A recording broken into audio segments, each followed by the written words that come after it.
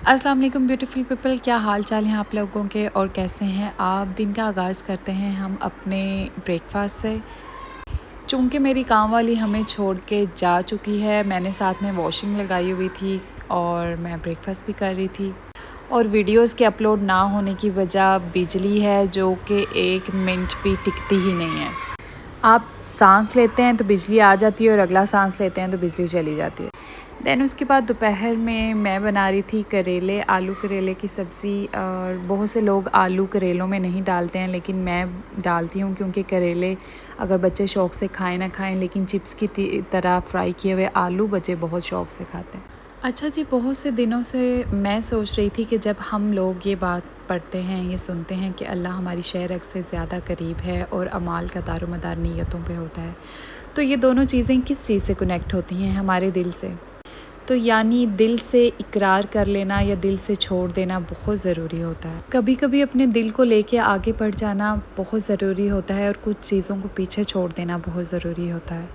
इस मामले में मैं कुरान के एक वाक़े का आपको हवाला दूंगी कि जब हज़रत लूत अलैहिस्सलाम को अल्लाह ताला ने कहा कि अपने अहलो अयाल और उन मोमिनीन के साथ इस शहर को छोड़ दो, तो यहाँ अल्लाह का हुक्म वाज़िह था कि चले जाओ और तुम में से कोई पीछे मुड़ के ना देखे, और सिवाय उनकी बीवी के जिन्होंने पीछे मुड़ के देखा। और यहाँ पे ये जुमला हमें बहुत अजीब लगता है कि क्या पीछे मुड़ के देखना इतनी बड़ी बात होती है।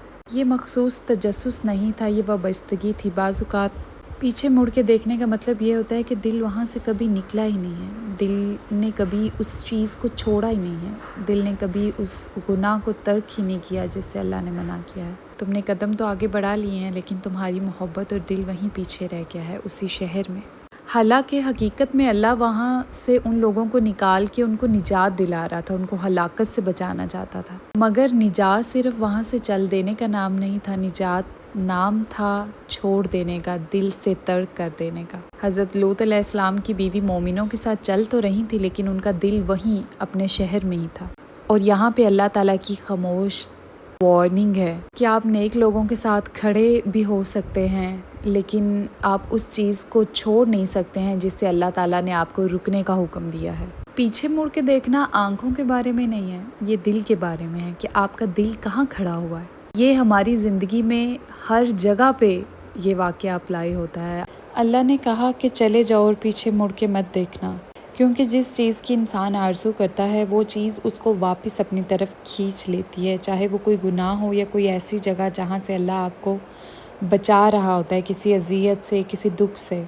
बाज़ औक़ात अल्लाह ताला हमें किसी नुकसानदा जगह से निकाल लेते हैं, वो हमें किसी ऐसी आदत से पीछा छुड़वा देते हैं, किसी ऐसे शख्स से ताल्लुक़ को तोड़वा देते हैं जो हमारे लिए बेहतर नहीं होता।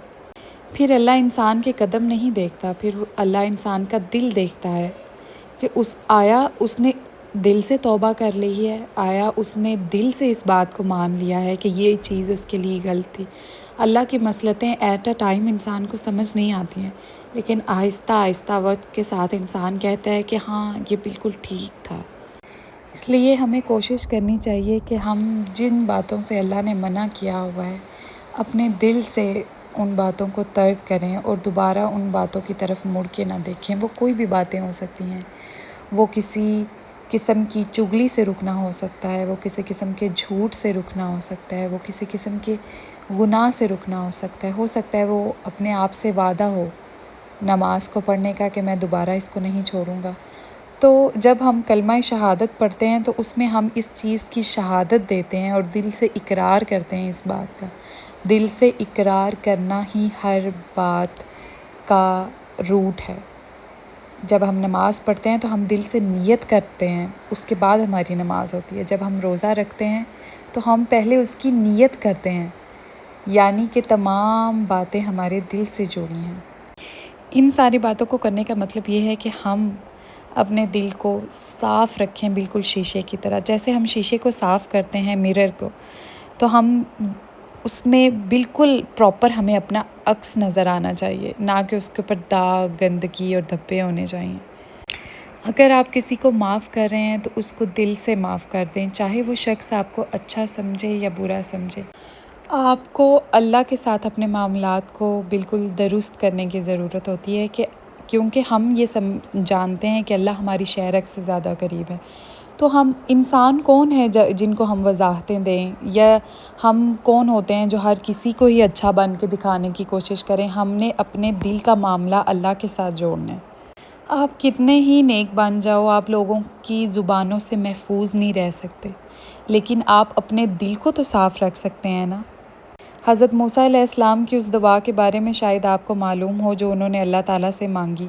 انہوں نے کہا کہ میرے پروردگار، میں تجھ سے خیر کی مدد چاہتا ہوں کہ کوئی شخص اس دنیا میں میرا ذکر خیر کے علاوہ نہ کر پائے، یعنی ہر کوئی مجھے اچھا ہی کہے، کوئی مجھے برا نہ کہے کبھی بھی۔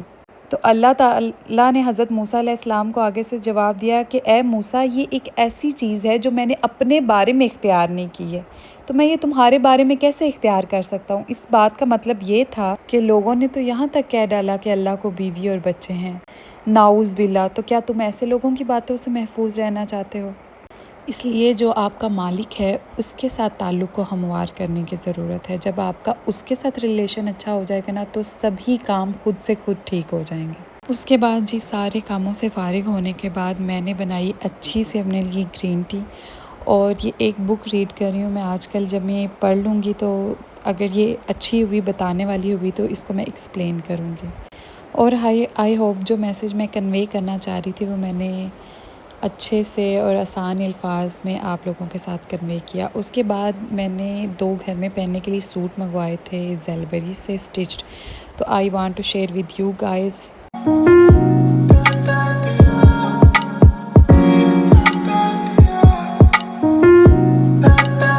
تو جی، یہ 2 سوٹ تھے زیلبری سے۔ ایکچولی میں نے اپنی درزن کو اپنا 2 ہی سوٹ دیے ہوئے تھے اسٹچ کرنے کے لیے، گھر میں پہننے کے لیے لون کے کپڑے، لیکن اس نے سیے نہیں، تو میں نے جو پہننے والے گھر میں کپڑے تھے وہ دے چکی تھی میں، تو پھر میں نے 2 سوٹ آرڈر کیے۔ بالکل پلین پرنٹڈ سوٹ ہیں، کٹ والا گلا ہے، بٹنز لگے ہوئے ہیں۔ لیکن میں یہاں پہ ایک بات شیئر کرنا چاہوں گی، زیلبری کی ان دنوں میں بہت زیادہ ہائپ کریٹ ہوئی ہوئی ہے۔ آپ کہیں بھی انسٹاگرام کھول لیں، آپ کچھ بھی، لوگ آپ کو دکھا رہے ہیں جی شاپنگ ہال 3000 میں سوٹ لے لیا، 4000 میں سوٹ لے لیا۔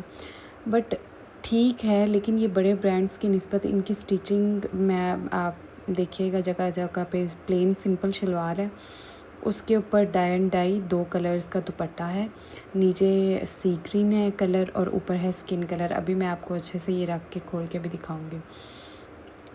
ان کی جو لون ہوتی ہے نا، یہ سی تھرو ہوتی ہے زیلبری کی، بڑی، یہ کہتے ہیں جی بریتھیبل ہے، لیکن اس کے نیچے آپ کو وائٹ شمیز جو آپ کپڑے کی پہنتے ہیں نا وہ پہننی پڑتی ہے۔ پھر اس کے اوپر شارٹ فراک تھی، اور یہ میں نے ایکسل سائز میں منگوایا تھا، حالانکہ مجھے میڈیم سائز آتا ہے، لیکن میں لارج اپنے لیے منگواتی ہوں کیونکہ مجھے کھلے کپڑے پہننا پسند ہے۔ یہ دیکھیں آپ، مطلب نظر آتا ہے کپڑا نیچے سے، لیکن یہ ریزنیبل ہیں کہ آپ منگوائیں 3000 کا سوٹ اور 4000 کا سوٹ 3 پیس اسٹچ کیا ہوا، تو منگوائیں، آئے اور آپ پہن لیں۔ یہ 2 پیس سوٹ تھا، اور اس کے جو کونے تھے نا چاروں، ان کے اوپر ایک ایک شیل اور یہ ٹیسل لگے ہوئے تھے، اور سادہ ٹراؤزر تھا، اور بالکل سادہ قمیض تھی، گلے پہ ہلکی سی لیس کی ڈیٹیلنگ تھی۔